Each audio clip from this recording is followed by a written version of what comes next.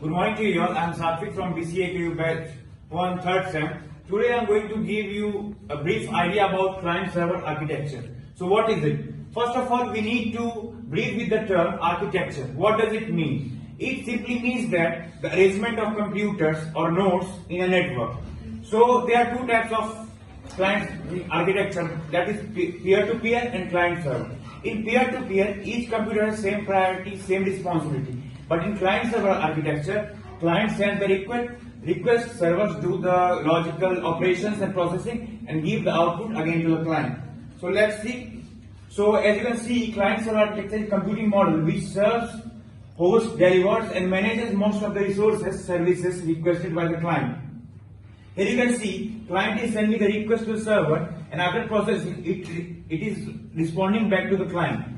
It is also known as networking computing model and client-server network. So there are three components of client-server architecture. First one is workstation. It is also known as client computer, that is client.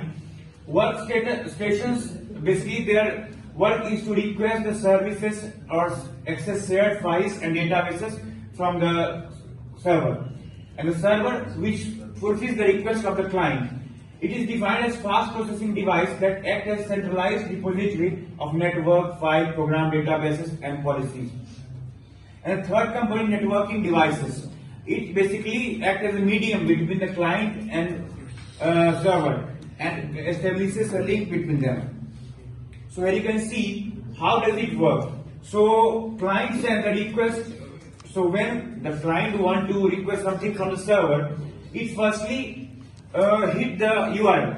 So when it hits, it just activates the DNS server and it returns the corresponding IP address for the URL, and after that it gets the link to the web browser and get the desired output.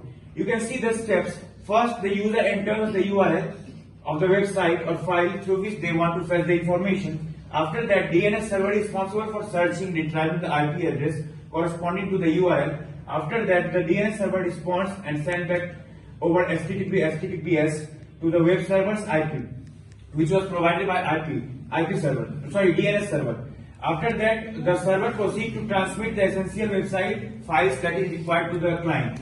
And ultimately, the file is processed by the browser and the website is subsequently presented for viewing. So, there are basically four types of architecture. One tier architecture is basically when the server and client is present in same devices, but it is not any significance in the industry right now. The simplest form of architecture which is significant right now is two-tier architecture, which just contains a client and server and which responds and requests to each other.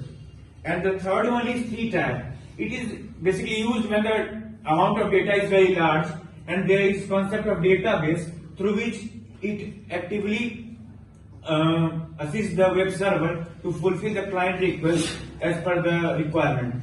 And there is one more concept of that is n-tier architecture, which is used when the multiple clients comes here. So there is concept of load balancing, and when the web server and databases concept of caching is there to make the processing fast.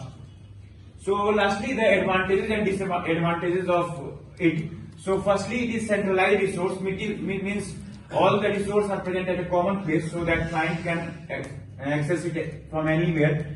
Better security, as it is said, means client means it is a powerful computer and processing. So it is surveillancing all the operations and the request by the client. And the scalable network means we can add any number of clients and remove any number of clients without interrupting the network. And the last disadvantage is high maintenance cost. Means when you talk about the peer-to-peer, it just contains some nodes. But when you talk about the client server, the server computer is very high processor, so it is very high cost to manage it. In case of server failure, means when the server fails, the entire network will be failed. So these are the disadvantages of client server architecture. So that's all from me. Thank you.